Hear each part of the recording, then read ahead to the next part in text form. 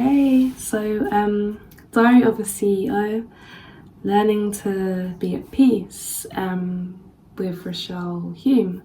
So this afternoon, I watched the podcast of the Diary of the CEO, and they had Rochelle Hume on as a guest, and she told her story of living at peace with, I guess, certain situations that have arisen in her life. And she went into some detail of, I guess, growing up in a predominantly white household with just her mum and seeing her dad very sporadically to then not seeing him for a period of time. And I guess how that kind of affected her growing up, her then being introduced to siblings a lot later in life, and just how she navigated that. So I watched the podcast and I sat with the information, and I just kind of absorbed what was being said and how it made me feel. And I just wanted to reflect on that and just put a video together today and just, I guess, be a bit open, tell you a bit about my story. Because we don't often always hear, I guess, the behind the scenes of what's going on in someone's life. You might see like really happy pictures on Instagram, but sometimes, like, we're all going through something. So it's just to be mindful that we are all going through something. Just if we're not showing it, it doesn't mean that it's not happening. So without going into too much detail, because I still want to have an element of respect for my son's dad, but I just wanted to share some things that's what's been going on, just for, like, I guess, some advice, some reflection, and just how to navigate the situation, especially as a boy mum, because I'm very mindful that as a boy mum, a woman cannot teach a boy to be a man. They need positive and active male role models in their life. And that's something that I like to explore as my son grows up, and just ensure I'm around the right company to encourage that.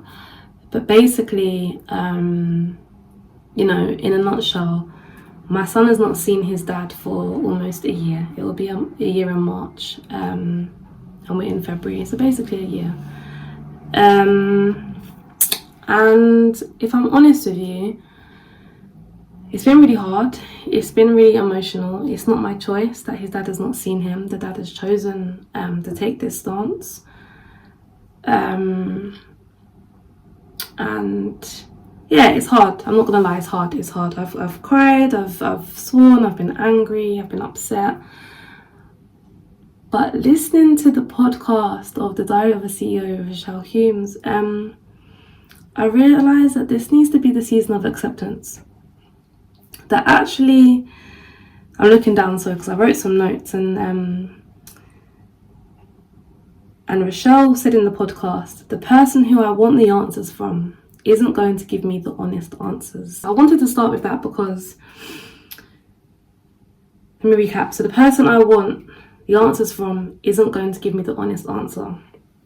And I wanted to start with that because for so long, I've been holding on to the why and the how and the what, and all these questions are circling in my head as to why my son's dad has decided to take the stance that he doesn't want to be involved in my son's life anymore. And the reason why I say that quote is because the more I've tried to delve into these answers, I'm not getting anywhere. I'm not finding out why he's not coming anymore. I'm not finding out if he ever will come again. Yes, I feel like it gets to a point where actually it doesn't matter. You can't keep pushing someone or pressing someone's buttons to try and get an answer, because they're probably not going to be honest about the reasons why anyway. So I feel like this is the season to just have acceptance. And I feel like time is so short. This is something else that Rochelle said in the podcast, is that time is so short that you need to get to a point where you stop wasting your own time. Let me say that again. Time is so short that you need to get to a point in your life where you stop wasting your own time. I even feel like a sense of relief even saying that. It's like I'm exhaling, because for so long I have been trying my utmost to keep a relationship alive. For what? If it is not reciprocated by the other person, you just have to leave it alone. You need to let go. And as hard as it is, I know it's the best thing that is going to happen to my life when you let it go. Because you need to realize, and you need to come to a realization when something stops serving you. It's not for you anymore. Like, cool. Like, if someone else wants it, let them have it. Like, that goes for anything. Like, we have to stop trying so hard to cling on to old ways and old habits just because we think that that's the right thing to do because it felt good at the time, or it brings us 10 seconds of happiness and then not anymore. Like, whatever it is in your life, I'm going off track now, but whatever it is in your life that doesn't serve you, but you keep holding on, it's going to keep upsetting you and keep letting you down until you let it go. Because we all know a red flag. We all have intuition. We all know when something is not right. You need to listen to that. Really listen to that. And I feel like that this is the core of self-love. When you listen to your intuition, that is you being the kindest version of yourself to yourself. So yeah, like, I just feel like I'm in this season that it's like everything is revealing itself and unraveling, and it's the season of the truth and the season of acceptance and putting myself first, which I haven't done in a very long time. Like, I've become a mum, I've been consumed with being a mum, and I've stopped being me. I've stopped being Jade. There's been a part of me that has dropped. It's like, say I'm on 80, there's 20% of Jade she's lost. I need to find her and build her back up. So I guess, yeah, like, where am I going with this conversation? Because I'm kind of going off in different tangents, but the person interviewing Rochelle said that he'd heard a quote, and it said, you need to let a prisoner go, but you were the prisoner by holding on to your own weight. And sometimes we create our own chains and our own buckles because we don't want to evolve into the new season. And I don't know who needs to hear this right now. Maybe I just need to do this video so I hear it and I understand that the future of your dreams and your wants and your needs are over there. They're facing forward. All the things that don't serve you, they're in your past, and we don't walk backwards. We walk forwards. And for us to really live the most fruitful and fulfilling life, we need to keep focusing on our goals and our dreams and motivate ourselves every single day to get there. Be grateful. You know, I am so grateful to my son's dad for my son. And even if that is why he was put on this earth for my life, just so I could have my son, then I'm grateful to that. But he's not seeing my son, and I'm saying my son and not our son because he's not acting like that's his son. So I feel like we need to get to a point of, like I said, yeah, acceptance. I wrote down, we starve ourselves of our own happiness if we hold on to what is not for us. So like I said earlier, our intuition tells us from early doors what is ours and what is not. And especially as a woman, well, this is what I do anyway, I will ignore every single red flag. I will bat every red flag off, yeah?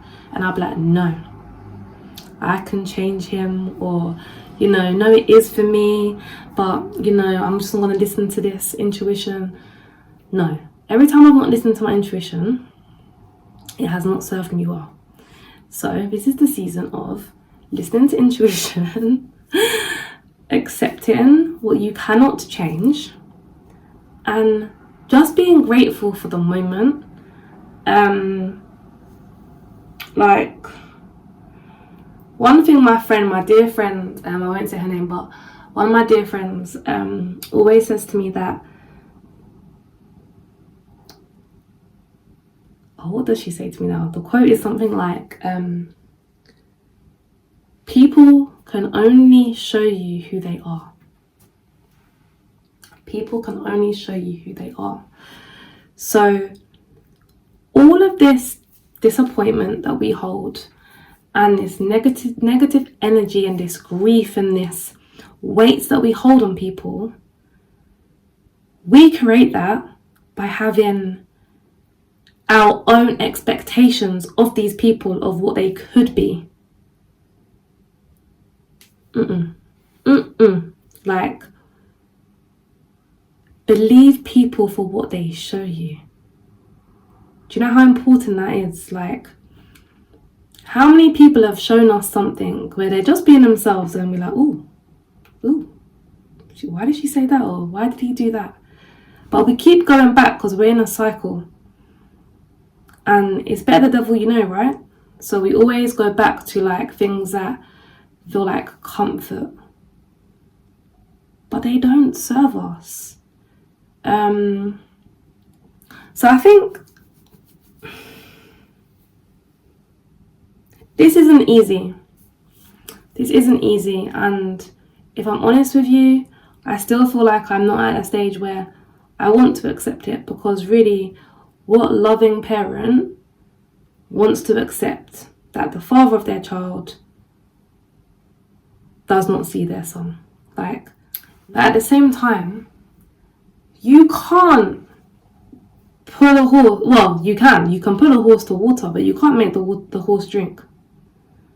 And it's the same situation. It doesn't matter how many times I might try and call or email or write letter. Believe them for what they're showing you. Like, I just feel like life is so hard already. We don't need to overcomplicate things.